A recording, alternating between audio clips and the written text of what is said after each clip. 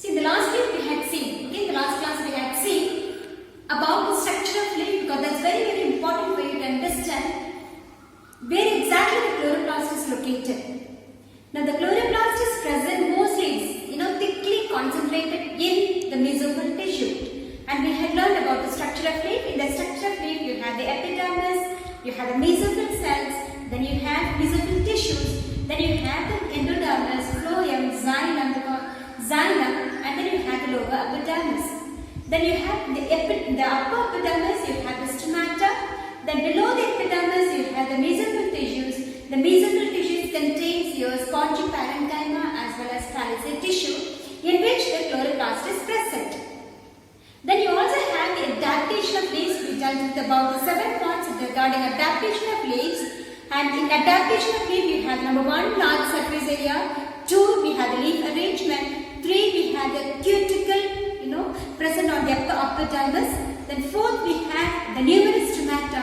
5th, the thinness of leaves. And 6th, you have the chloroplast. 7th, you have the extensive vein system. Now, these are the 7 adaptations which is needed or which the leaf adapts to enhance the efficiency or to increase the rate of efficiency or for them to do the photosynthesis perfectly and efficiently. But there are also various factors, as I said in the previous class, affecting the external factor and internal factor. The external factor is your light intensity, second is your carbon dioxide concentration, third is your temperature, fourth is the water content available.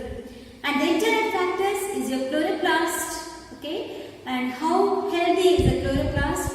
If the mineral element needed for the chloroplast, growth of the chloroplast or healthy nature of the chloroplast is there, then it is efficiently performing, otherwise it does not perform the photosynthesis. Similarly, I told you about the protoplast. If the protoplasm gets dehydrated, it cannot perform photosynthesis. At the same time, if it has more glucose and starch, it also cannot perform photosynthesis. You have a number of experiments, as I said in the last class. You have 4 main experiments. Number 1 is your chlorophyll is essential for photosynthesis. Sunlight is essential for photosynthesis. Carbon dioxide is essential for photosynthesis. And oxygen is involved in photosynthesis. Now, these are the 4 main experiments. Besides that, after each experiment, you have a test called starch test. Okay. Now, we will learn first what is starch test. Now, before starch test, before performing any experiment on photosynthesis, you need to de-starch the leaf. I repeat, before performing any experiment on photosynthesis, you need to de-starch the leaf. De-starch. De matlab removal. Removal of the starch. Now, how do you remove the starch? Now, in the examination, they will ask you what is de-starching. Now, de-starching is nothing but keeping the plant in darkness for 24 to 48 hours. Now, why do you keep the plant in darkness for 24 to 48 hours? We keep the plant in the darkness for 24 to 48 hours so that in those 24 to 48 hours, no sunlight is available. Automatically, the photosynthesis does not take place. Because the end product of photosynthesis is starch. And whatever the starch was synthesized previously, that will be utilized by the plant during these 24 to 48 hours as no preparation of food is taking place. At the end of the 48 hours or 24 hours, the plant absolutely will not have any starch inside the leaf cells or the plant cells. So the plant is totally hungry, the plant is totally without any starch. And that is why, second, they'll ask you why do you give reason. You have to de-starch the plant before performing any experiment on photosynthesis. I mentioned in the first class, we have to de-starch before any experiment on photosynthesis because to prove that the starch synthesized, when you go for the starch test, if the leaf is containing starch, which means to prove that the starch is synthesized only during the experiment, there was no starch present before the commencement or before the beginning of the experiment. So because of that, we go for de-starching. So the first step for experiment on photosynthesis is de-starching, and and we destarch by keeping the plant in darkness for 24 to 48 hours. Next we go to, before I go to the experiment proper, let me deal with the starch test. Then you will understand, because on every experiment we will begin with, yes, the well-potted plant is kept in darkness for 24 to 48 hours in order to destarch. That is the first sentence we will always use on when we talk about any experiment on photosynthesis. So I have said that. Having said that, we go to the test for starch. Now this is not an experiment on complete test for starch. This is one of the steps for starch test. Now the first step is, at the end of each experiment you pluck the leaf. Okay? When you pluck the leaf, what we do, the first one is we dip in the boiling water. Why do we dip in the boiling water? In order to kill the cell. They will ask in the exams questions, what is the first step of starch test? The first step of starch test is, we pluck the leaf, we remove the leaf and dip it in boiling water. They will ask you, why do you dip in boiling water? In order to kill the cells. So, the leaf is dipped in boiling water to kill the cells. Step number 2. The same leaf is boiled over a hot water bath in methylated spirit. Remember, the leaf which was dipped in the boiling water, the cells are killed. That leaf is taken and boiled in methylated spirit over a hot water bath. Remember, you have a beaker containing water which is going on boiling, and in that beaker you have the test tube containing methylated spirit, and the leaf is immersed into the methylated spirit, which is also called methyl alcohol. So you have this test tube containing methylated spirit, and in that methylated spirit you have kept the leaf, and you are boiling it over a hot water bath, meaning the test tube is getting bathed with these. मतलब ये वाला test tube इसका beaker में है पानी वाला, जिसमें पानी है, तो it is being dipped here, so it is bathed over a hot water bath, meaning the test tube is kept inside a hot water bath. You have the fire burning, the water is going on boiling, you have the test tube inside, in which you have the methylated spirit, and then you have the leaf inside. Now they ask you, why don't you keep the leaf? Why don't you boil the leaf in methylated spirit directly on the Bunsen burner? This is your Bunsen burner.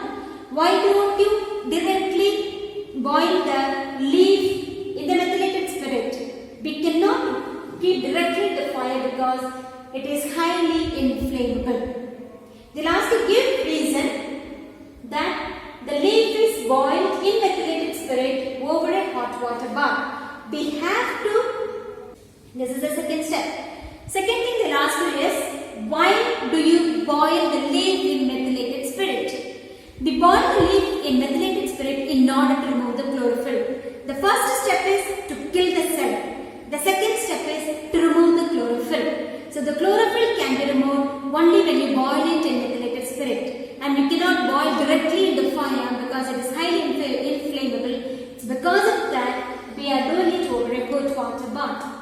The third step, so after that the leaf becomes hard and brittle. You know, brittle means easily it breaks.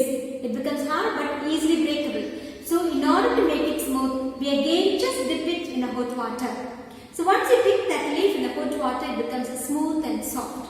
Then you take a small tile, any tile, place the leaf on it, and if the starch is present, it turns blue-black.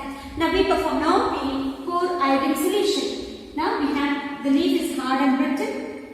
Then we have dipped it in the hot water. After that we are placing it on a tile.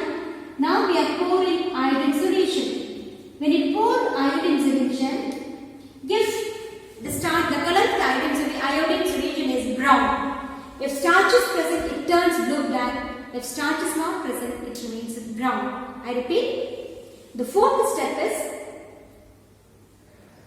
you are taking the leaf which was dipped in the hot water and placing it on a tile. Then you are pouring iodine solution. When you pour iodine solution, if the starch is present, it turns blue-black. If not, it remains brown because the color of the iodine is brown. So we have finished 2 points. Number 1, destarching. Number 2, the test for starch. Destarching, we keep 24 to 48 hours in the darkness to remove the starch. Thereafter, now we go for, at the end of each experiment, we go for the starch test. Now we go to the first experiment. The first experiment is chlorophyll is essential for photosynthesis. Always children, please remember, for chlorophyll is essential for, to prove that chlorophyll is essential, because we know the raw materials needed for photosynthesis are chlorophyll, sunlight and water. Okay. Now these are the carbon dioxide. Chlorophyll, sunlight, water and carbon dioxide are the raw materials needed for photosynthesis. So the first raw material is your chlorophyll. You may have other raw materials available, but if the chlorophyll is not present, the leaf cannot undergo photosynthesis. To prove that only the chloroplast or the chlorophyll takes part in photosynthesis, you take a variegated leaf. Remember the word variegated, vari matlab different. Differently colored leaf with different colors. So maybe orange color, red color, yellow color, green color. So here, this is a variegated leaf. Whenever the diagram looks like that, remember it is a variegated leaf, which means it contains chlorophyll along with that other colors. So automatically whenever you see a diagram in the examination of this type, you simply close your eyes and write that the aim of the experiment is to prove that chlorophyll is essential for photosynthesis. Okay, so you take this leaf, you take a plant having variegated leaf, keep it in the sunlight first. Before that, what should you do? Before any experiment, you have to destarch it. So you are taking a well-potted plant, keeping it in the darkness for 24 to 48 hours. What for? To remove the starch. After removing the starch, now here in case of chlorophyll, you should have a plant which has variegated leaf. You cannot take any plant and every plant. You have to take only that plant like a croton. Croton has got variegated leaf. So you have to take only that plant which has different colors. And at home, if you have a croton leaves which has, you will have red color, orange color, yellow color, white color, green color. So you have all 4 colors, and green color meaning it contains chlorophyll. If it is yellow and orange and red, it contains chromoplast. If it is white, it contains leucoplast. So which means that particular crotons will have all 3 type of plastics. It will have leucoplast, it will have chloroplast, it will have chromoplast. So if it is chloroplast, it will have chlorophyll. Now after discharging, you are taking and keeping it in the sunlight for 3 to 4 hours for photosynthesis to take place. At the end of the photosynthesis, what do? You are plucking the leaf. You are plucking the leaf and performing the starch test. The first step, you are plucking the leaf and dipping it in the boiling water to kill the cell. Second step, you are boiling the leaf in methylated spirit over a hot water bath to remove the chlorophyll. Okay? And you are doing it in methylated spirit over a hot water bath because the methylated spirit is highly inflammable. And the third step, the leaf becomes hard and brittle, and you are dipping it again in the hot water to make it smooth and soft, and you are placing it in a tile and pouring iodine solution, and wherever there is green color, it turns blue-black.